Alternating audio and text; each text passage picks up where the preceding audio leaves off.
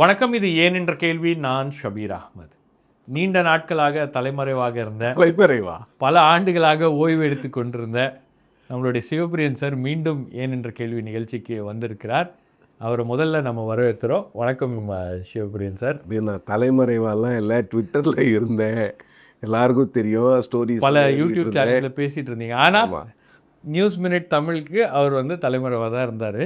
பல பேர் வந்து கேட்டிருந்தாங்க இந்த மாதிரி கமெண்ட்ஸில் வந்து, எங்கே சிவபிரியன் சார், அவரை பேச விடுங்க, அவரை கொண்டு வாங்க மறுபடியும் ஷோவில் அப்படின்னாங்க.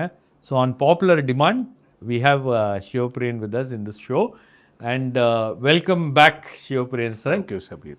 ஸோ இந்த டாப்பிக்லாம் பேசுறதுக்கு முன்னாடி ஒரு சின்ன reminder and request. News Minute Tamil and Newslaundry நாம் ஒரு கம்ப்ளீட் ஆட் ஃப்ரீ பிளாட்ஃபார்ம். எந்த விதமான அரசாங்க விளம்பரமோ அரசியல் கட்சிகளுடைய விளம்பரமோ நம்பி இயங்கக்கூடிய ஊடக நிறுவனங்கள் அல்ல. முழுக்க உங்களுடைய ஆதரவோடு இயங்கக்கூடிய ஊடக நிறுவனங்கள். ஆகவே நாம் செய்கின்ற இந்த பணி உங்களுக்கு பிடித்திருந்தால், இது தொடர வேண்டும் அப்படின்னு நீங்கள் நினச்சிங்கன்னா இந்த QR கோட் மூலமாக உங்களுடைய ஆதரவை எங்களுக்கு தெரிவிப்பீங்கன்ற நம்பிக்கையில் சார், நம்ம இப்போது அரசாங்க விஷயங்களை பேசிட்டோம். அரசாங்க விஷயத்துலேருந்து அரசியல் விஷயங்களுக்கு வருவோம் சார். இப்போ அரசியல் ரீதியாக பார்த்தீங்கன்னா உங்களுக்கு ஒரு கூட்டணி உருவாக்கணும் அப்படின்ற ஒரு எண்ணம் என்பது இருக்கிறது. ஏன்னா இவங்களுக்கு வந்து ஆதரவு அப்படின்றது நிலையில் தான் பலரும் வந்து இப்போ காங்கிரஸ் கூட்டணி அப்படின்னு அறிவிச்சிட்டாங்க. பட் மற்ற கட்சிகள்லாம் வந்து வெளியில் இருந்த ஆதரவு அல்லது தாவேகாவுக்கு எந்த விதமான ஒரு இது அன்கண்டிஷ்னல் சப்போர்ட் அப்படின்ற ஒரு ஸ்டாண்ட் அவங்க எடுத்திருக்காங்க. அப்போ இந்த அரசியல் ரீதியான விஷயங்களில் வந்து இந்த சமீபத்தில் நடத்தின முதலமைச்சர் ஏற்பாடு செய்த ஒரு கூட்டத்துக்கு கம்யூனிஸ்ட் கட்சிகள் வந்து அந்த கூட்டத்தில் கலந்து கொள்ளாமல் காலையில் வந்து முதலமைச்சரை பார்த்துட்டு பேசிட்டு போயிட்டாங்க. அவங்களுக்கு ஒரு சின்ன அப்ரிஹென்ஷன் இருக்குது போல். நாங்கள் கூட்டணிக்குள்ளே வர்றது இப்போ வரைக்கும் நாம் வந்து அந்த விஷயங்களை இன்னும் உறுதியாக நம்ம வந்து அதை இது பண்ணல, அதில் ஒரு ஸ்டாண்ட் எடுக்கலை. நம்ம கூட்டணிக்குள்ளே போகிறதா ஒரு சிக்கல் இருக்குது. இல்லை, நான் சொல்லிடுறேன். இவங்களுக்கு கூட்டணி என்ன பிரச்சனை அப்படின்னு பார்த்தீங்கன்னா, கடந்த காலங்களில் அவங்க திமுக கூட்டணியில் இருந்து கம்யூனிஸ்ட் கட்சிகள் தான் வந்து பல்வேறு முக்கியமான விஷயங்களில் தலையிட்டது. ஆனால் அவங்களுக்கு தான் ரொம்ப கெட்ட பேரும். திமுக செய்த அத்தனை தவறுகளுக்கும் வந்து இடதுசாரிகள் உடந்தையாக இருந்தார்கள் அப்படின்ற அந்த பழி இருக்கு இல்லையா, அது அவங்கள வந்து ரொம்ப டிஸ்டர்ப் பண்ணியிருக்கு. அது அவங்களும் உணர்றாங்க, லீடர்ஸும் உணர்றாங்க. ரெண்டாவது அவங்களுக்கு வந்து என்னென்னா, இந்த எல்லா கூட்டணி கட்சிகள்லையும் வந்து இன்னும் அந்த டிஎம்கே மைண்ட் செட்டில் இருக்கக்கூடிய தலைவர்கள் ஒரு பக்கம் போட்டு உள்ளே இருந்து இழுக்கிற அந்த நடவடிக்கையும் வந்து இதற்கு ஒரு முக்கியமான காரணமாக இருக்கிறது. இப்போ நீங்கள் கூட்டணியை விட்டு நாங்கள் இல்லை, திமுக கூட்டணியில் இல்லை அப்படின்றது டிக்ளேர் பண்ணதுக்கப்புறம் அடுத்து என்ன அப்படின்னு வரும்போது அந்த இடத்துல வந்து இந்த கான்ஃப்ளிக்ட் வந்து கட்சிகளுக்குள்ளே நடக்கிறது. அவங்க நடத்தின கூட்டங்களாக இருக்கட்டும், இப்போ சமீபத்தில் பல கட்சிகளுக்குள்ளே இருக்கக்கூடியவர்களே திடீரென்று தாவேகா மீதான விமர்சனத்தை வந்து எல்லா விஷயங்கள்லையும் வைக்கிறாங்க. ஃபார் எக்ஸாம்பிள் செல்வ பெருந்தகை அவர்கள் அவரை மாற்ற போகிறாங்கன்னு தெரியும். ஆனால் அன்றைக்கி நைட்டு வந்து ஒரு தொலைக்காட்சிக்கு பேட்டி கொடுத்து கடுமையாக வந்து தாவேகாவை விமர்சனம் செய்து அடுத்த நாள் ஹெட்லைனில் என்ன வருது, தாவேகாவை விமர்சனம் செய்ததால் செல்வ பெருந்தகை அவர்கள் வந்து மாற்றப்பட்டிருக்கிறார் மாநில தலைவராக அப்படின்னு அது ஒரு நரேட்டிவ் அவங்க செட் பண்ண ட்ரை பண்ணுறாங்க. அதே மாதிரி இன்னொரு இதில் பார்த்திங்கன்னா, கூட்டணி குறித்து நாங்கள் வந்து இதில் இந்த இந்த இந்த அரேஞ்ச்மெண்ட் என்ன அப்படின்றத டிஸ்கஸ் பண்ணுறதுக்காக தான், இல்லை கூட்டணியை பற்றிலாம் நாங்கள் யோசிக்கவே ஆரம்பிக்கல அப்படின்ற கருத்துக்கள். இந்த தாவேக்காவை வந்து நாங்கள் ஆதரவு கொடுக்குறோம், இவங்க நம்ம ஆதரவில் இருக்காங்க அப்படின்றதுனாலேயே கொஞ்சம் அலட்சியமாக டீல் பண்ணக்கூடிய ஒரு நடவடிக்கையும் வந்து தாவேக்கா சைட்லேருந்து அதையும் அவங்க அப்படி ஃபீல் பண்ணுறாங்க. நான் வந்து கிங் இல்லை, கிங் மேக்கராக இருக்கிறேன் அப்படின்னு சில தலைவர்கள் பேசினது. ரெண்டாவது உங்களுக்கு திமுக ஆட்சி காலத்தில் இந்த அளவுக்குலாம் வந்து கூட்டணியில் இருந்து கொண்டு ஒரு ஒரு ஒரு என்ன சொல்கிறது, ஒரு தொடர்ச்சியான ஒரு அழுத்தத்தையோ ஒரு ப்ரெஷரையோ ஒரு ப்ரெஷர் குரூப்பாகவோ என்ன ப்ரெஷர் இந்த கொடுக்கலையே. ஆனால் இப்போ உங்களுக்கு பார்த்தீங்கன்னா, உங்களுக்கு தாவேகா மீது விமர்சனம் அப்படின்றது ரொம்ப கடுமையான விமர்சனங்களை இம்மீடியட்டாக அடுத்த நொடிக்கு வருது அப்படின்ற அந்த டிஃப்ரென்ஸை வந்து பல பேரால் பார்க்க முடிகிறது. ஃபார் எக்ஸாம்பிள் உங்களுக்கு வந்து எஸ்எஸ் பாலாஜி ஒரு விஷயத்த சொல்கிறாரு.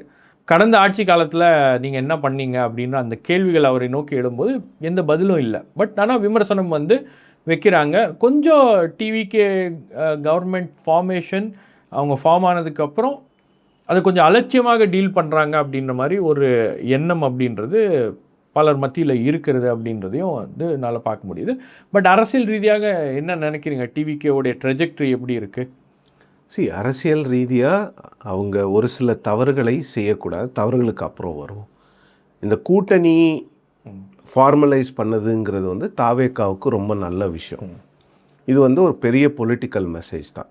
விஜய் அவர்கள் வந்து ரொம்ப வெளிப்படையாக சொல்லணுன்னா, திமுக கூட்டணியை உடைக்கணுங்கிற காரணத்துக்காக தான் ஆட்சியில் பங்கு, அதிகாரத்தில் பங்குங்கிற அந்த ஒரு விஷயத்தை விக்கிரவாண்டி மாநாட்டில் சொன்னார். ஏன்னா வேறு அதிமுகவில் இருக்கக்கூடிய கூட்டணி கட்சிகள்லாம் அவருக்கு பெருசாக வந்து சப்போர்ட் பண்ணுவாங்கங்கிற எண்ணம்லாம் அவருக்கு கிடையாது. அவர் ஒரு ஆன்டி பிஜேபி ஸ்டாண்டு, ஒரு செக்குலர் ஸ்டாண்டு எடுத்தார்னா திமுக கூட்டணியில் இருக்கிறவங்க மட்டும்தான் வந்து சப்போர்ட் பண்ணணும். தேர்தலுக்கு முன்னால் அந்த கூட்டணியை உடைக்க முடியல. தேர்தலுக்கு பிறகு கூட்டணியை உடைக்கக்கூடிய சுச்சுவேஷனை மக்கள் ஏற்படுத்திட்டாங்க. ஸோ மக்கள் ஏற்படுத்தினால அந்த கூட்டணி கட்சிகள் தானாக வந்துட்டாங்க. ஸோ அதை ஃபார்மலைஸ் பண்ணி அழகாக அந்த கூட்டணியை உடைச்சி திமுகவை வந்து செக்குலர் பார்ட்டிஸ்கிட்ட வந்து ஐசோலேட் பண்ணுறேன் அப்படின்னு சொல்லிட்டு ஒரு விஷயத்தை ஐசோலேட் பண்ணியிருக்கிறாரு. இன்னொன்று முழுக்க முழுக்க பொலிட்டிக்கல் மெசேஜ் தான். அன்னைக்கு நடந்த அந்த ஒரு டீ பார்ட்டி அப்படிங்கிறது கோவளமில், அது முழுக்க முழுக்க ஒரு பொலிட்டிக்கல் மெசேஜ் தான். இனிமேல் தமிழ்நாட்டில் செக்குலர் அலையன்ஸை நான் தான் லீட் பண்ணுவேன். திமுக கிட்ட இருந்த எல்லா செக்குலர் பொலிட்டிக்கல் பார்ட்டிஸும் என்கிட்ட வந்துட்டாங்க. ஸோ இப்போது டிஎம்டிகே மட்டும்தான் திமுகவில் இருக்கிறாங்க. அவங்க ஏற்கனவே இல்லை, அவங்களாம் உள்ளுக்குள்ளே அவங்களோட சின்னத்தில் நின்னவங்க. அதனால் அவங்கள பெருசாக இந்த டிஸ்கோர்ஸில் கொண்டு வர முடியாது. ஸோ மேக்ஸிமம் எந்தெந்த பார்ட்டிஸ் வந்து இன்ஃப்ளூயன்ஸாக இருந்தாங்களோ அவங்கள எல்லாம் கொண்டுட்டு வந்துட்டோம். ஸோ அப்போ வந்து 2029 தேர்தலுக்கு அதற்கு முன்னே நடக்கக்கூடிய இந்த உள்ளாட்சி தேர்தல்களுக்கெல்லாம் நாங்கள் எங்கள் கூட்டணியாக நாங்கள் போட்டி போடுவோம் அப்படின்னும் போது மீண்டும் அந்த டிவிகே வெர்சஸ் டிஎம்கே அந்த பொலிட்டிக்கல் மெசேஜிங்கை ஷார்பன் பண்ணுறாரு. ஸோ அதே வகையில் அதிமுகவில் இருந்து வருபவர்களை எல்லாம் சேர்த்துக்கொள்வதன் மூலம் அதிமுகவை வீக்கன் பண்ணோம். இப்போ பெருசாக போட்டி வந்து தாவேக்காவுக்கும் அதிமுகவுக்கும் தான் போயிட்டுருக்குது. ஏன்னா தாவேக்கா என்ன நினைக்கிறாங்கன்னா, ஆன்டி டிஎம்கே பார்ட்டி ஒன்று தான் இருக்க முடியும். நாம் எமர்ஜ் ஆகி நாம் ஆட்சிக்கு வந்துட்டோம். எதிர்கட்சி வரிசையில் திமுக தான் உட்காந்துருக்கு. அவங்களுக்கு பின்னால் தான் அதிமுக இருக்கிறாங்க. அப்போ என்ன பண்ணோம், அதிமுகவை கொஞ்சம் கொஞ்சமாக கரைச்சாதான் நமக்கு வந்து நாளடைவில் வந்து எதிரிகள் இல்லாமல் இருக்க முடியும். அந்த ஒரு பொசிஷனில் டிஎம்கேவை யார் அப்போஸ் பண்ணுறது அப்படின்னு. அதற்காக இவங்க பண்ணக்கூடிய விஷயங்கள் என்னென்னு பார்த்திங்கன்னா, திரு விஜயபாஸ்கர் அவர்களை சேர்த்துக்கொள்வது, திரு எம்ஆர் விஜயபாஸ்கர் அவர்களை சேர்த்துக்கொள்வது. இப்போ கேட்குறாங்க, செங்கோட்டையன் அவர்கள் வரும்போது ஏன் நீங்கள் வந்து கேள்வி கேட்கலன்னு. செங்கோட்டையன் அவர்கள் வரும்போதும் கேள்வி கேட்கப்பட்டது. ஆனால் செங்கோட்டையன் அவர்கள் மீது எந்த ஊழல் வழக்கும் பெண்டிங்கில் இல்லை. இப்போ இவங்க மேலே பெண்டிங்கில் இருக்கிறது மட்டும் இல்லாமல் குட்கா கேஸை வந்து நீங்களே கவர் பண்ணியிருக்கிறீங்க. அது எவ்வளவு ஒரு என்ன சொல்கிறது, ஒரு சீரியஸான ஒரு அலிகேஷனால. நீங்கள் சீரியஸ் அலிகேஷன்லாம் விடுங்க சார், ரொம்ப மோசமான. அவர் வந்து மக்கள் நல்வாழ்வுத்துறை அமைச்சர் மக்களுடைய நல்வாழ்வை பற்றி கவலைப்படாமல் மக்களுக்கு தீங்கு விளைவிக்கக்கூடிய தடை செய்யப்பட்ட குட்காவை பணம் வாங்கி கொண்டு மாதம் பணம் வாங்கி கொண்டு, அவர் மட்டுமா, இன்னொரு அமைச்சர், 2 காவல்துறை டிஜிபி ரேங்க் ஆஃபீஸர்ஸ் அவ்வளவு. அப்போ எவ்வளவு பெரிய ஒரு கோட்ரி வந்து இதை வந்து இது நெட்வொர்க் வந்து இதை ரன் பண்ணியிருக்காங்க அப்படின்னும் போது அவ்வளவு சீரியஸான ஒரு அலிகேஷன் இருக்கிறவர். இன்னொன்று, அவர் மீது டிவிஎஸ்சி வழக்கு ஒன்று இருக்கிறது. அதே போன்று எம்ஆர் விஜயபாஸ்கர் அவர்கள் மீது சொத்து குவிப்பு வழக்கு ஒன்று இருக்குது. இன்னொன்று 100 கோடி ரூபாய்க்கான சொத்தை அவர் வந்து டாக்குமெண்ட்ஸை ஃபோர்ஸ் பண்ணி அந்த சொத்தை அபகரிக்க முயன்றார் அப்படின்னு ஒரு சீரியஸ் அலிகேஷன். அப்போ இவ்வளவு சீரியஸ் அலிகேஷன் இருக்கக்கூடிய 2 பேரை நீங்கள் சேர்த்துக்கிட்டீங்கன்னா அப்போ உங்களுடைய ஊழல் ஒழிப்பு ஸ்லோகன் என்ன ஆச்சு? ஊழல் ஒழிப்பு அப்படி இல்லை, நீங்கள் ஊழல் ஒழிப்பை மட்டும் பேசல, ஊழலில் யாரெல்லாம் ஊழல் ஈடுபட்டார்களோ அவர்கள் மீதெல்லாம் நடவடிக்கை தொடவும் மாட்டோம், தொட்டவர்களை விடவும் மாட்டோம் சொன்னாங்க. அப்போ தொட்டவங்களை கூட உட்கார வச்சுக்கிட்டா என்ன? அது ஒன்று. 2வது வந்து இயற்கை வளங்களை கொள்ளையடித்த நபர்கள் மீது நாங்கள் சும்மா விட மாட்டோம், குவாரிகள்லாம் நாங்கள் இது பண்ணுறோம். திரு விஜயபாஸ்கர் மீது ப்ளூ மெட்டல் அந்த குவாரியுடைய பல வயலேஷன்ஸ்க்கான கேசஸ் இருக்குது. அது மட்டும் இல்லாமல் எம்ஆர் விஜயபாஸ்கரும் வந்து கரூர் பகுதிகளெல்லாம் வந்து அவங்களுக்கும் வந்து இந்த குவாரி இந்த விஷயங்கள் எல்லாம் அவருக்கு வந்து அந்த சாண்ட் மைனிங்கில் தொடர்ந்து ஒரு அலிகேஷன் ஒன்று இருக்குது. ஸோ இதை வச்சுக்கிட்டு நாங்கள் தூய சக்தி நாங்கள் வந்து ஊழலை ஒழிக்க போகிறோம் அப்படின்னு ரெண்டு பக்கம், இந்த பக்கம் எம்ஆர் விஜயபாஸ்கர், இந்த பக்கம் வந்து விஜயபாஸ்கரை வச்சுட்டு நீங்கள் பேசும்போது உங்களுடைய இந்த கரப்ஷனுக்கு எதிரான அந்த ஃபைட்டை இவங்க தான் வீக்கன் பண்ணுறாங்க, அதை நீங்கள் வீக்கன் பண்ண அலோவ் பண்ணுறீங்க. இவங்க வாட்டர் டவுன் பண்ணுறாங்க. இவங்களோட ஸ்டாண்ட்ஸ் வாட்டர் டவுன் ஆகுது. இது என்ன விளைவுகளை கொடுக்கும்னா, இப்போ நம்ம முதல்ல பேசணும்ல இந்த கரப்ஷன் கொஞ்சம் கொஞ்சமாக குறையுதுன்னு, அதை ஓவர் ஷேடோ பண்ணுங்க. அப்போ நீங்கள் என்ன இந்த பக்கம் இது பண்ணுறீங்க, அந்த பக்கம் வேறு ஏதாவது பண்ணுறீங்களா அப்படின்னு. அப்புறம் இவங்க மீது உள்ள வழக்கு வாபஸ் வாங்கலைன்னா கூட அந்த வழக்கு நடக்கலைன்னாலே அந்த வழக்கை நீங்கள் வாட்டர் டவுன் பண்ணாலே அப்போ இவங்க கூட இருக்கிறாங்கன்னு தானே அர்த்தம். நேற்று வந்து ஜெயராம் வெங்கடேசன் அவர்கள் நான் கலந்துக்கிட்ட ஒரு விவாத நிகழ்ச்சியில் சொன்னார், இப்போ விஜயபாஸ்கர் அவர்கள் மீது ஒரு டிவிஎஸ்சி கேஸ் இருக்குங்க. அவர் வந்து ஆளுங்கட்சியில் நாளைக்கு ஒரு எம்எல்ஏ ஆகிட்டார்னா, மந்திரி கூட வேண்டாம், ஆளுங்கட்சியில் இருக்கிறாரு, அவர் பவர்ஃபுல் மேன், அவர் ஒரு எம்எல்ஏ ஆகிட்டார்னா அங்கே புதுக்கோட்டையில் இருக்கக்கூடிய அந்த டிவிஎஸ்சி அஃபீஷியல் அவருடைய கேஸை ப்ரொசீட் பண்ணுவாரா? அவருக்கு அந்த தைரியம் வருமா? அதே போன்று எம்ஆர் விஜயபாஸ்கர் அவர்களுக்கு. அப்போ என்னென்னா, நீங்களும் ஒரு வாஷிங் மிஷினா? நீங்கள் திமுகவிலேருந்து வைத்திலிங்கம் போன உடனே அவரை வாஷிங் மிஷினில் போட்டு அவரை தூயவராக அவங்க காமிச்சிட்டாங்க. அப்போ நீங்களும் ஒரு வாஷிங் மிஷினாக இருக்க போகிறீங்களாங்கிற கேள்விக்கு பதில் சொல்லணுமா இல்லையா? இன்னொரு விஷயம் சார், நீங்கள் வந்து இந்த மக்கள் நல்வாழ்வுத்துறை இருக்கு இல்லையா, அது ரொம்ப சீரழிஞ்சு போனது மிக முக்கியமான காலகட்டம் எதுன்னு பார்த்தீங்கன்னா அந்த 10 வருஷம் ஏடிஎம்கே பீரியடில். அந்த சீரமைக்க போகிறோம் அப்படின்னு சொன்ன திமுக அதே அதிகாரிகளை வைத்துக்கொண்டு அதே பேட்டர்னை வந்து அதே கம்பெனிஸு அதே செட்டப்பை வச்சுக்கிட்டு 5 வருஷம் தள்ளிட்டாங்க.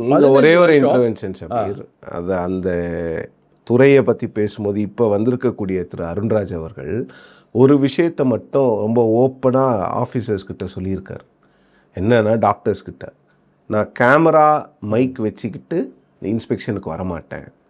நான் as a doctor you understands.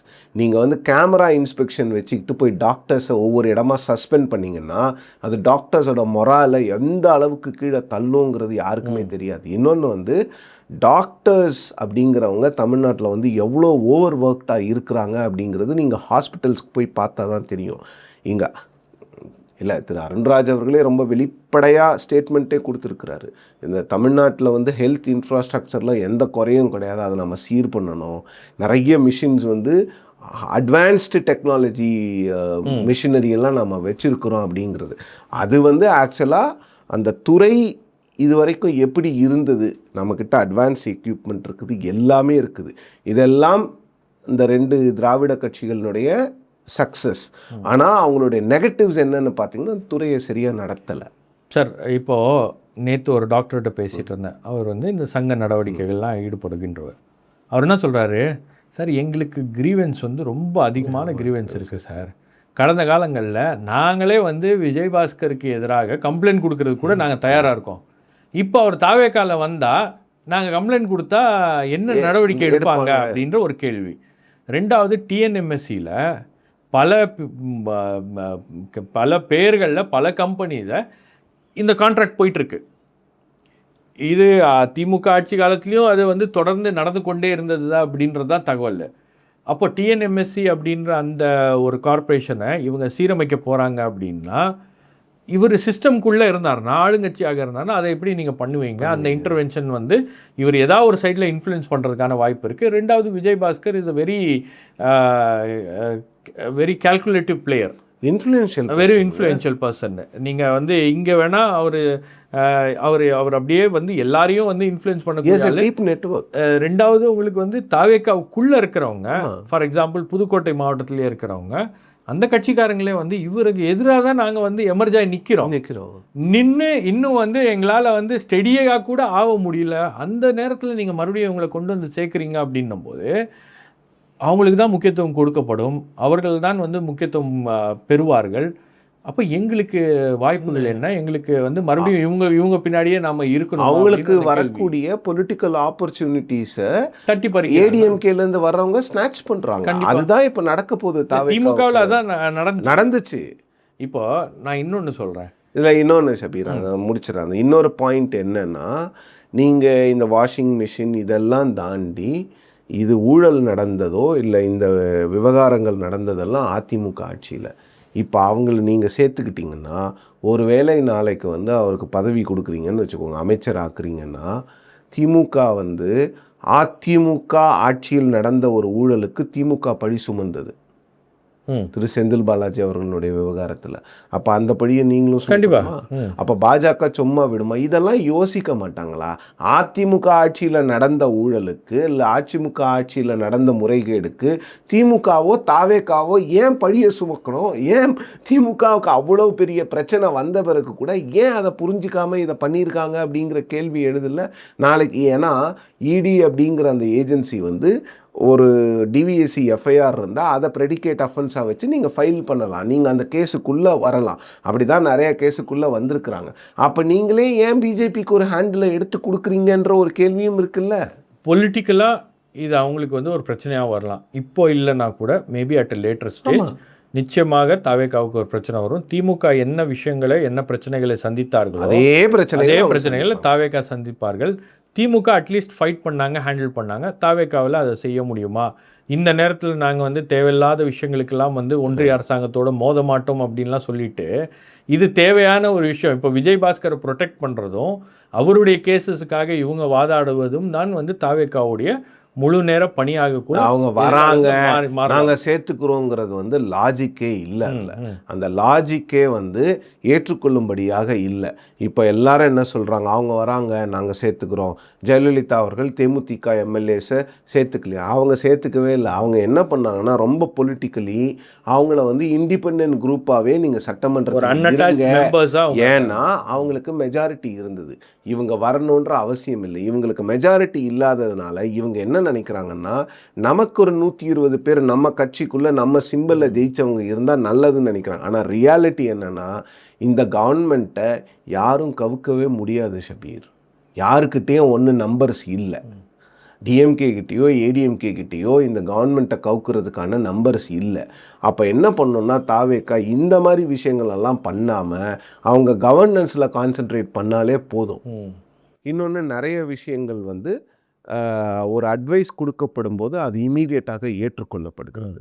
In fact வந்து இன்வெஸ்டர்ஸ்க்கு வந்து கொஞ்சம் கான்ஃபிடென்ஸ் இல்லை, புது கவர்மெண்ட்டாக இருக்கிறாங்க, ஏன்னா பரந்தூர் போன்ற விஷயங்கள்லாம் எதிர்த்துருக்குறாங்க, இன்வெஸ்டர்ஸ் கான்ஃபிடென்ஸ் இல்லைன்னு சொல்லிட்டு அதிகாரிகள் முதலமைச்சர்கிட்ட சொல்லும் போது கேட்டிருக்காங்க, என்ன பண்ணணும், நீங்கள் பிஸ்னஸ்மேனை மீட் பண்ணணும், மீட் பண்ணிட்டா போச்சு அப்படின்னு சொன்ன மறுநாள்லேருந்தே they started giving appointments immediately. ஒரு நாள் நேற்று ஒரு ரிவ்யூ மீட்டிங் நடக்குது, அதில் சொல்கிறாங்க இன்றைக்கி காலையில் உட்காந்து ஸ்டார்ட்ஸ் மீட்டிங். ஸோ இப்போ அந்த issue has been taken care of. இன்வெஸ்டர்ஸை பற்றி பிரச்சனை இல்லை. ஸோ அதுக்கு வந்து இண்டஸ்ட்ரீஸ் டிபார்ட்மெண்ட்டில் மினிஸ்டர் ஒரு சில பொலிட்டிக்கல் ஸ்டேட்மெண்ட்ஸ் பேசுகிறாங்க. That is unavoidable. That is avoidable. ஏன்னா ஒரு இண்டஸ்ட்ரீஸ் மினிஸ்டர் வந்து எந்த அளவுக்கு பாலிட்டிக்ஸை தள்ளி இருக்கணுமோ அந்த அளவுக்கு பாலிட்டிக்ஸ் நல்லது, தள்ளி இருக்கிறது ஸ்டேட்டுக்கு நல்லது. பட் இந்த department has some very senior officers who can handle things very very well and very experienced people. இண்டஸ்ட்ரியை பொறுத்த வரைக்கும் ஷபீர், அதிகாரிகள் தான் வந்து தே ட்ரைவ் த க்ரோத். இப்போ நீங்கள் வந்து மினிஸ்டராக you can lend your credibility, can lend your experience or you can lend your thoughts to that. But industry டிபார்ட்மெண்ட்டை பொறுத்த வரைக்கும் அவங்க தான் அதை பைவட் பண்ணுவாங்க. அவங்க தான் சில மாற்றங்கள்லாம் பண்ணியிருக்காங்க. கைடன்ஸில் ஒரு சில நபர்களை எல்லாம் வந்து வெளியேற்றி இருக்கிறார்கள். ஸோ அதெல்லாம் வந்து கொஞ்சம் சில மாற்றங்கள் கொண்டு வருவதற்கான முயற்சிகளும் வந்து தீவிரமாக நடந்து. இல்லை, அந்த மாற்றத்தெல்லாம் நீங்கள் இன்டர்னலாக பண்ணிக்கலாம். ஆனால் வெளியே நீங்கள் என்ன பண்ணணும்னா, திமுக ஆட்சியில் 3 லட்சம் கோடிக்கான இன்வெஸ்ட்மெண்ட்ஸ் போயிடுச்சுன்னா நீங்கள் சொல்லக்கூடாது. அதற்கான ஆதாரம் இருந்தால் அந்த ஆதாரத்தை வச்சு நீங்கள் நடவடிக்கை எடுக்கணுமே தவிர பொது வெளியில் வந்து சொல்லும்போது என்ன ஆகுதுன்னா, தமிழ்நாடு இண்டஸ்ட்ரீஸ் மினிஸ்டர் டிஎம்கேக்கு எதிராக சொன்ன ஒரு குற்றச்சாட்டுக்கு ஆந்திராவோட இண்டஸ்ட்ரீஸ் மினிஸ்டரும் முதலமைச்சரினுடைய மகனும் வந்து ரியாக்ட் பண்ணுறா. அந்த மாதிரிலாம் எந்த இன்வெஸ்டரும் எனக்கு சொல்லலை அப்படின்னு. அதில் நம்ம கொஞ்சம் கவனமாக இருக்கணும். பட் அது இதுலேயே நிறைய யங் மினிஸ்டர்ஸ் வந்து அவங்களோட தாட்ஸ் ரொம்ப ஆர்டிகுலேட்டாக இருக்குது. ரமேஷ் அவர்கள், திரு விக்னேஷ், இவங்கெல்லாம் வந்து ரொம்ப தெளிவாக என்ன பேசணுங்கிறத பேசுகிறாங்க. பட்டு திரு ரமேஷ் அவர்கள் பேசுகிற அரசியல் கருத்துக்களில் ஒரு சில மாறுபாடெல்லாம் இருக்குது. எதிர்கட்சி இல்லாத சட்டமன்றம்னா எதிர்கட்சியே இல்லைன்னா யார்கிட்ட பேசுனீங்க போய்? சார் இன்னொரு விஷயம், அதாவது இப்போ இந்த விஜயபாஸ்கருடைய வருகை அப்படின்றது தாவேகா ஆதரவாளர்கள் மத்தியிலேயே ஒரு கடுமையான அதிருப்தியை ஏற்படுத்தியிருக்கு. நீங்கள் வந்து வாக்களித்தவர்கள் இப்போ நான் வந்து ஒரு வீடியோ போட்டேன். இந்த குட்கா ஊழல் எப்படி நடந்துச்சு, அது என்ன வழக்கு, எல்லாருமே குட்கா ஊழல்னாங்க, ரொம்ப ஆண்டு காலம் முன்னாடி நடந்ததுனால யாருக்கும் ஞாபகம் இருக்காது. அது உள்ளே போய் பார்க்கும்போது, அந்த டாக்குமெண்ட்ஸ்லாம் போய் பார்க்கும்போது எவ்வளவு பணம் வந்து இந்த அதிகாரிகளுக்கும் போயிருக்கு, எவ்வளவு பணம் இந்த அமைச்சர்களுக்கு போயிருக்கு, எவ்வளவு பணம் காவல்துறை அதிகாரிகளுக்கு போயிருக்கு. அந்த காவல்துறை அதிகாரிகள் இன்னும் வந்து சர்வீஸ்ல இருக்காங்க. சென்னையில் ஸ்டோர் பண்ணி வச்சிருக்காங்க. ஸ்டோர் பண்ணி அதை கடைகளுக்கு கொண்டு போய் விற்கிறாங்க. நீங்க 322 மாசத்துல மட்டும் 384 கோடி ரூபாய்க்கு அவங்க சேல்ஸ் மட்டுமே பண்ணியிருக்காங்க. 36,000 கோடி 36 கோடி வந்து லஞ்சமா மட்டுமே கொடுத்துருக்காங்க. அந்த சேல்ஸ்ல வந்து லாபம் வந்து அவங்களுக்கு பார்த்தீங்கன்னா 126 கோடி ரூபாய் லாபம் மட்டுமே. அப்போ இந்த மாதிரி ஒரு சீரியஸான அலிகேஷன், இன்னும் அந்த கேஸ், அந்த ப்ராப்பர்ட்டிஸ்லாம் அட்டாச் பண்ணியிருக்காங்க. இந்த குட்கா மூலமாக வந்த பணத்தில் அமராவதி, நெல்லூர், குண்டூர், ஆந்திராவில் பல இடங்களில் வந்து ப்ராப்பர்ட்டிஸை வாங்கி போட்டிருக்காங்க. அந்த ப்ராப்பர்ட்டிஸ் எல்லாமே இடி அட்டாச் பண்ணியிருக்கு. அப்போ இவ்வளவு பிரச்சனைகள் இருக்கக்கூடிய ஒரு நபரை உங்கள் கட்சியில் கொண்டு வந்து சேர்ப்பதற்கான நோக்கமும் அவசியமும் என்ன? ரெண்டாவது, அந்த விழா கூட பார்த்தீங்கன்னா ஒரு பிரம்மாண்டமாக 13 அமைச்சர்கள் போய் உட்கார்ந்து அந்த விழாவில் பேசின ஒரு அமைச்சர், நான் கரூருக்கு பழி தீர்க்க போகிறேன் அப்படின்னு பேச ஆதவ அர்ஜுனா அவர்களுடைய பேச்சு ஆரம்ப காலத்திலேருந்தே அது தாவேகாவுக்கு ஒரு பிரச்சனையாகவே இருந்து கொண்டு, அமைச்சராக இருக்கும்போது இன்னும் கொஞ்சம் கண்ட்ரோல்டாக பேசணும் இல்லையா? என்ன பேசுகிறாருன்னா, கரூரில் ஒரு கணக்கு தீர்க்க வேண்டியது இருக்குது. எந்த கணக்கை நீங்கள் தீர்க்க போகிறீங்க? என்ன பேச வரீங்க? ஒரு அமைச்சராக உங்களுக்கென்ற ஒரு அரசாங்க பதவி இருக்கிறது. உங்கள் வார்த்தையில் கவனம் இருக்கணும்ல. ஏன்னா நீங்கள் பேசுகிறது, நீங்கள் வந்து தாவேகாவினுடைய தேர்தல் வியூக வகுப்பு பொதுச் செயலாளர் மட்டும் இல்லை. இன்னைக்கு நீங்கள் விளையாட்டுத்துறை மற்றும் பொதுப்பணித்துறை அமைச்சர். உங்களுக்குன்னு அரசாங்கத்திலேருந்து சம்பளம் வருது, அரசாங்கம் வந்து உங்களுக்குன்னு ஃபெசிலிட்டிஸ் கொடுத்துருக்குறாங்க. நீங்கள் பேசுனீங்கன்னா அதற்கு வந்து ஒரு செப்பரேட் வேல்யூ இருக்குது. அவர் என்னெல்லாம் பேசுகிறாருங்க நேற்று, அதே மேடையில் தான் திரு ஆனந்த் அவர்கள் பேசினார். கட்சியின் பொதுச் செயலாளர் 2வது இடத்துல இருக்கக்கூடியவர் திரு விஜய் அவர்களோடு கிட்டத்தட்ட 15-16 ஆண்டு காலம் பயணித்து வருபவர்கள். ஆதவ அர்ஜுனாலாம் இப்போ வந்தவங்க. அவருக்கு தெரியுது என்ன பேசணும். ரொம்ப தெளிவாக கரூருக்கு தலைவர் போகிறாரு, 10ஆம் தேதி போகிறாருங்கிறதோடு முடிச்சுக்கிட்டார்ல. அவ்வளோதான் உங்கள் வேலையும். அதை விட்டுட்டு கணக்கு தீர்க்கணும்னா, கணக்கு தீர்க்கிறதுனா என்ன, எப்படி தீர்ப்பீங்க? அந்த கேஸ் இன்னொன்று சொல்கிறாரு, போலீஸை வச்சு மக்களை கொன்று குவித்தீர்கள் அப்படின்னு. எந்த அடிப்படையில் அந்த கன்க்ளூஷனுக்கு வந்தீங்க? நீங்கள் ஆட்சிக்கு வந்த பிறகு அது சம்மந்தமாக எதனா போலீஸ் உங்களுக்கு ஃபைல் கொடுத்துருக்காங்களா, இல்லை அது சம்மந்தமாக எவிடன்ஸ் ஏதாவது கொடுத்துருக்காங்களா? எதுவுமே இல்லாமல் போகிற போக்கில் நீங்கள் ஒரு விஷயத்தை பேசுனீங்கன்னா அந்த கேஸ் வந்து சுப்ரீம் கோர்ட்டில் இருக்குது. அப்போ உங்களுக்கு ஏதாவது எவிடன்ஸ் இருந்தால் நீங்கள் எங்கே கொண்டு போய் கொடுக்கணும்? சிபிஐ கிட்ட கொடுக்கணும்.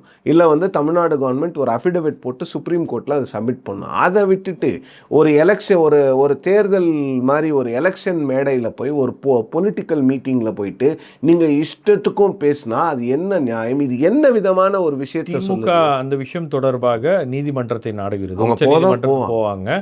இதை வந்து ஒரு பொலிட்டிக்கல் வெண்டேட்டாவாக மாற்ற முயற்சிக்கிறார்கள், பழி தீர்க்கும் முயற்சி அப்படின்ற மாதிரி கொண்டு வராங்க. இது சட்ட ரீதியாகவே தாவேகா வந்து அவங்களுடைய நியாயத்தையும் அவங்க சொல்லக்கூடிய விஷயத்தையும் வந்து இது வலுவிழக்க செய்கிறது. ஒன்று. ரெண்டாவது பார்த்தீங்கன்னா, ஆதவ அர்ஜுனா வந்து 5 நிமிஷம் 10 நிமிஷம் பேசினார்னா பரவாயில்ல, அவர் அதை தாண்டி பேசுகிறாரு அப்படின்னா அவராலேயே அவரை கண்ட்ரோல் பண்ண முடியலையா? நீங்கள் மேடையில் அவருடைய பாடி லாங்குவேஜ், அவர் பேசுகிறது, அவருடைய வார்த்தைகள், அவர் உச்சரிக்கிற வார்த்தைகள்லாம் வந்து பார்த்திங்கன்னா நிலை தடுமாறி அவர் வந்து எந்த ஒரு கட்டுப்பாடும் இல்லாமல் எல்லா விஷயங்களும் பேசுகிறார். இப்போ மற்ற அமைச்சர்களும் பேசுகிறாங்க, ப்ரெஸ் மீட்ஸ் கொடுக்குறாங்க. சில விஷயங்களை எல்லாம் வந்து அவங்க வந்து ரொம்ப நேர்த்தியாகவும் ரொம்ப கண்ணியமாகவும் பேசி முடிச்சிடுறாங்க. ஒரு அரசியல் குற்றச்சாட்டு அப்படின்னா கூட உங்களுக்கு அதை வந்து ஓரளவுக்கு அவங்க வந்து கொஞ்சம் அதை கன்வே பண்ணுறதுக்கு என்ன கன்வே பண்ணுமோ அதை கன்வே பண்ணி பர்சனலாக யாரும் கொண்டு போக மாட்டேங்கிறாங்க. இவர் ரொம்ப பர்சனலாக இவர் வந்து திமுகவோட எவ்வளோ க்ளோஸாக இருந்தாருங்கிறதுலாம் எல்லாருக்கும் தெரியுங்க. அதுக்காக அங்கே நடந்தது எதையோ வச்சுக்கிட்டு ஒரு பர்சனல் வெண்டட்டாவாக இதை மாற்றுறது வந்து நியாயமே கிடையாது. நீங்கள் பொறுப்புள்ள ஒரு பதவியில் இன்றைக்கி இருக்கிறீங்க. உங்களுக்கு பொறுப்புள்ள பதவி மட்டும் இல்லாமல் உங்களை வந்து நிறைய பேர் இந்த அரசாங்கத்தில் வந்து நீங்கள் ஒரு ரொம்ப இன்ஃப்ளூயன்ஷியலான ஆளுங்கிறதுனால உங்ககிட்ட வந்து அட்வைசஸ் கேட்குறாங்க, உங்ககிட்ட எல்லா விஷயங்களும் பண்ணுறாங்க. நீங்கள் மீண்டும் மீண்டும் அந்த 2 பர்சனாலிட்டிஸு நீங்கள் பொலிட்டிக்கலாக அவங்கள அட்டாக் பண்ணுங்கள். திரு ஸ்டாலின் அவர்களையும் திரு உதயநிதி அவர்களையும் யாருமே உங்களை கேள்வி கேட்கல. ஆனால் பர்சனலாக நேற்று சொல்கிறீங்களே, திரு மு.க. ஸ்டாலின் அவர்கள் வந்து போலீஸினுடைய உதவியோடு கரூரில் மக்களை கொன்று குவித்தார்கள் அப்படின்னா அது என்ன மாதிரியான வார்த்தை? அதை வந்து அவங்க டிஃபமேஷன் போனாங்கன்னா நீங்கள் எப்படி போய் அதை வந்து டிஃபெண்ட் பண்ண முடியும்? நீங்கள் பேசுகிறத யோசித்து பேசணும்ல. என்ன பேசுகிறீங்க? இன்றைக்கி பொறுப்புள்ள ஒரு பதவியில் இருக்கிறீங்க, அரசாங்கத்தில் இருக்கிறீங்க. இந்த அரசாங்கத்தை 2.5 வருஷத்துலேயே இந்த கட்சியை நம்பி மக்கள் ஓட்டு போட்டிருக்கிறாங்க. அப்போ நீங்கள் எவ்வளவு பொறுப்பாக, எவ்வளவு கவனமாக, உங்கள் வார்த்தைகளில் எவ்வளவு கவனம் இருக்கணும். உங்கள் வார்த்தைகளே ரொம்ப கனமாக இருக்குது. எப்போவுமே வந்து யாரையாவது ஒருத்தரை ஹர்ட் பண்ணணும் அப்படிங்கிற அந்த இடத்துலேருந்தே பேசுகிற மாதிரி தெரியுது. அந்த பர்சனல் வெண்டட்டா அப்படிங்கிற அந்த விஷயத்தை கொண்டு வரவே கூடாது ஷபீர். அது வந்து அவர் நிச்சயமாக மாற்றிக்கொள்ள வேண்டும். ஏன்னா கரூர் போன்ற சென்சிட்டிவான இஷ்யூஸில் வந்து அவர் இந்த மாதிரிலாம் பேசக்கூடாது. கேஸ் இருக்குங்க. முதலமைச்சர் அங்கே போகிறாரு, அந்த குடும்பங்களை முதலமைச்சர் வந்து போய் சந்திக்கிறார். அவங்களுக்கு வந்து அரசாங்க வேலை வந்து கொடுப்பதற்கான நடவடிக்கைகள் இதெல்லாம் பேக்ரவுண்டில் ஒர்க் நடந்துட்டு இருக்கு. அப்போ இந்த மாதிரி பேச்சுக்கள்லாம் வந்து அந்த ஒரு ப்ராசஸை வந்து ஓவர் ஷேடோ பண்ணக்கூடிய ஒரு நடவடிக்கையாக மாறிடும். நீங்கள் அதை பண்ணுறது கூட ஒரு விமர்சனமாக கொண்டு வருவதற்கான வேலைகளை வந்து ஒரு அமைச்சராக இருந்து கொண்டு இவர் செய்கிறாரு அப்படின்றது வந்து ஒரு மிகப்பெரிய இன்னொன்று. கரூரில் உங்களுக்கு மாரல் ரெஸ்பான்சிபிலிட்டி இருக்குதுங்கிறத மறந்துட்டு பேசக்கூடாது. தாவேக்காவில் கரூரில் அரசாங்கமே தவறு செய்திருந்தாலும் கூட மக்கள் பெருமளவுக்கு வந்து உங்களுடைய அந்த இன்ஸ்ட்ரக்ஷன்ஸ் எல்லாம் ஃபாலோ பண்ணலன்னா கூட தாவேகா என்கின்ற கட்சிக்கு ஒரு மாரல் ரெஸ்பான்சிபிலிட்டி அந்த இன்சிடெண்ட்டில் இருக்கா இல்லையா? மாரல் ரெஸ்பான்சிபிலிட்டி இருக்கக்கூடிய ஒரு இன்சிடெண்ட்டில் நீங்கள் அதை பொலிட்டிக்கலாக கன்வெர்ட் பண்ணுறீங்க வேறு. ஆனால் மாரல் ரெஸ்பான்சிபிலிட்டியே இல்லாமல் எல்லா பழியும் தூக்கி இன்னொருத்தர் மேலே போடும் பொழுது அது எந்த விதத்தில் நியாயம்? இன்னொன்று, அன்ஃபவுண்டட் அலிகேஷன்ஸ், பயங்கரமான ஒரு அலிகேஷன்ஸை கொன்று குவித்தார்கள், போலீஸ் கொன்று குவித்தாங்கன்னா அது என்ன மாதிரி? நான் என்ன கேட்குறேன், இதே நீங்கள் இதை எதிர்கட்சியாக இருக்கும்போது நீங்கள் இந்த விஷயங்களை ஏன் சொல்லலை? சிபிஐ விசாரணைக்கு போயிட்டு வந்துட்டு இதை தான் நாங்கள் சொன்னோம் விசாரணை இல்லை அப்படின்றத நீங்கள் ஏன் வெளிப்படையாக பேசலை? இன்றைக்கி ஒரு அமைச்சராக இருந்து கொண்டு ஒரு மேடையில் கரூர் பகுதியை சேர்ந்த ஒரு முன்னாள் அமைச்சர், ஒரு வேறு கட்சியை சேர்ந்தவர்கள் வந்து சேருகிறார்கள் அப்படின்னும் போது அங்கே வந்து இதை பழித்தீர்க்கக்கூடிய ஒரு நடவடிக்கையாக இதை மாற்றுறோம், நாங்கள் விட மாட்டோம் அப்படின்னு கரூரில் கணக்குகள் இருக்குது, என்ன கணக்கு, அக்கௌண்ட்டா என்னென்னு சொல்ல அந்த டோனை எடுத்து பேசுறது அப்படின்றது. நீங்கள் கரூரில் இப்போ போய் முதலமைச்சர் செய்யக்கூடிய விஷயங்களோ அல்லது அந்த குடும்பங்களோட அவங்க வந்து நம்மளை வச்சு அரசியல் பண்ணிட்டாங்களோ அப்படின்ற மாதிரி ஒரு எண்ணத்தை பொதுமக்கள் மத்தியிலேயே அது உருவாக்கும் அப்படின்னு நினைக்கிறேன். ஏன்னா இதெல்லாம் வந்து நீங்கள் ரொம்ப அதாவது அரசியல் ரீதியாக இதை நம்ம ஃபைட் பண்ணுறோம் அப்படின்றதுக்காக இதை ரொம்ப பெரிய ஒரு அரசியல் பழிவாங்கும் நடவடிக்கை. அடுத்தவங்களை குறை சொல்ல உங்கள் மேலேயும் குறை அதிகமாகிட்டே இருக்கும். நீங்கள் என்ன பண்ணீங்க, அப்போ நீங்கள் லேட்டாக போனது தப்பு இல்லையாங்கிற கேள்வி யாருமே கேட்கக்கூடாதா? நீங்கள் லேட்டாக போனீங்கல்ல, 10-12:30 மணிக்கு தலைவர் வந்துருவாருன்னு சொல்லிட்டு புஷி ஆனந்த் சொல்கிறாரா இல்லையா? சொல்லியிருக்கிறார்ல. உங்களுடைய ட்விட்டர் ஹேண்டில் வந்து 12:30 மணிக்குன்னு போட்டிருக்கீங்கல்ல. அப்புறம் விஜய் அவர்கள் எத்தனை மணிக்கு போனார்? ஸோ அந்த கேள்விகளுக்கெல்லாம் யார் பதில் சொல்கிறது? உங்கள் மேலே ஒரு மாரல் ரெஸ்பான்சிபிலிட்டி இருக்குதுங்கிறதையே மறந்துட்டு முழுக்க ஆட்சிக்கு வந்துட்டோங்கிறதுனாலேயே நீங்கள் வந்து எல்லா பழியும் தூக்கி போட்டிங்கன்னா அப்போ அதை ப்ரூவ் பண்ணுங்கள். இல்லை, அந்த கேள்விகள் அப்படின்றது மீண்டும் அவர்களை நோக்கி எழும் அப்படின்னு தான் சிச்சுவேஷன் இருக்குது. பாப்போம் சார், நம்ம அடுத்த வாரம் மீண்டும் ஒரு நிகழ்ச்சியில் சந்தித்து நிறைய விஷயங்களை பேசுகிறோம். நன்றி, வணக்கம்.